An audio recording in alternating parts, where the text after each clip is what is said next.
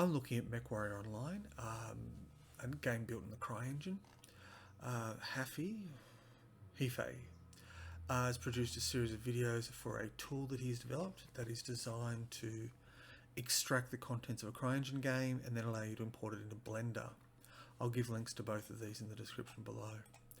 So once you've grabbed the game, and it's just a simple right click to extract the contents, and here are the extracted contents, which of course I can't use yet. I've got to import it into Blender. So once I have imported it into Blender, I usually end up with something like this.